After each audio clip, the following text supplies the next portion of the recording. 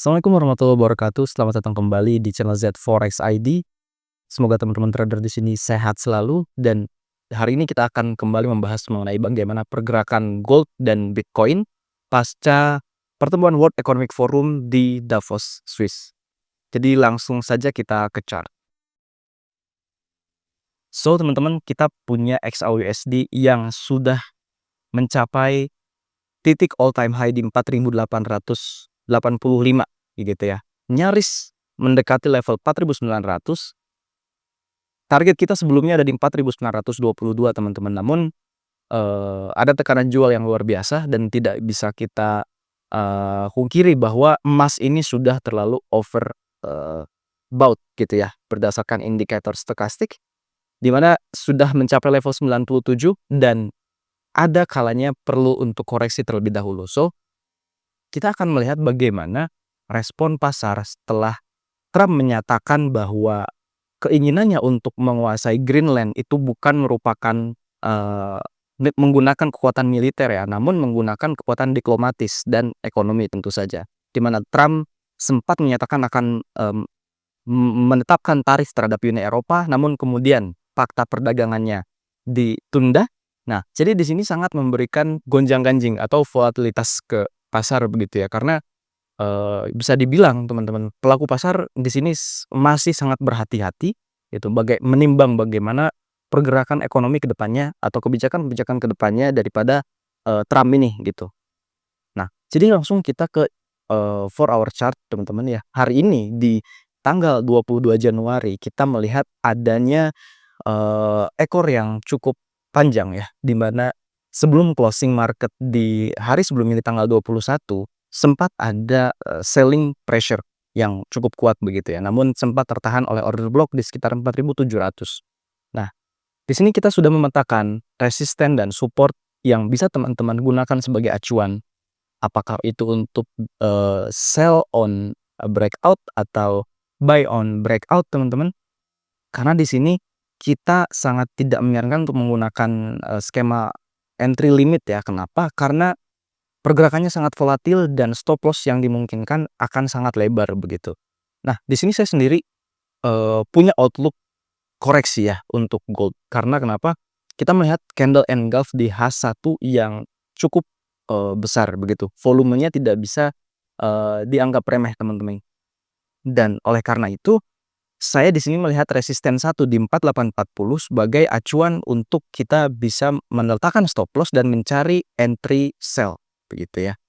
Meskipun pergerakan emas di hari ini pukul 12 sempat menembus trend line, namun ini akan menjadi jebakan di mana banyak buyer gitu ya menganggap akan terjadinya bullish continuation. Padahal kalau kita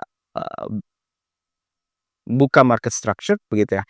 Di sini ada order block ya, teman-teman. Ada supply zone yang tidak bisa kita anggap remeh begitu. So, outlook saya untuk gold saat ini adalah dia akan melanjutkan koreksi terlebih dahulu karena kenapa? Ada banyak gap yang harus ditutup terlebih dahulu ya. Apabila gold ingin melanjutkan tren kenaikannya hingga 5.000. Karena 5.000 ini merupakan angka emas yang mana banyak analis mempercayai bahwa tahun 2026 akan menjadi titik emas tertinggi begitu ya. Mungkin rekornya akan mencapai 5.000 atau lebih dari itu gitu.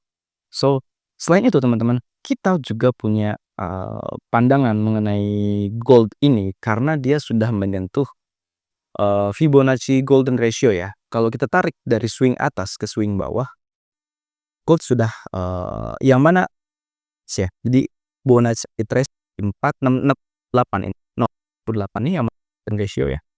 Ini sudah confluence dengan resisten yang tadi kita buat teman-teman di area 4840 gitu, sehingga ini layak untuk dijadikan zona stop loss gitu.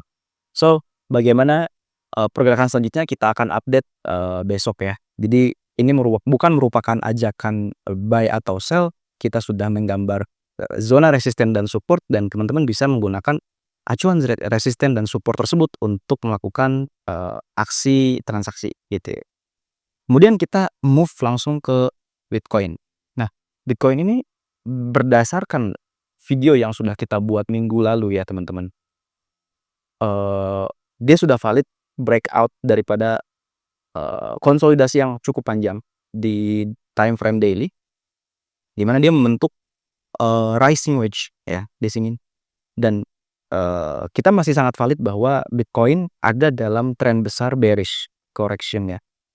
Bahkan kalau kita lihat di weekly sekalipun, oke, sudah terjadi di sini yang dinamakan dengan, break of structure ya, gitu. Jadi sudah berganti strukturnya menjadi bearish yang mana swing terakhir di sini ini sudah tertembus dan dia tidak bisa, close di atas daripada swing terakhir ini, gitu. Kemarin di minggu lalu level 97.000 tidak bisa, tertembus dan akhirnya ditarik kembali, oke.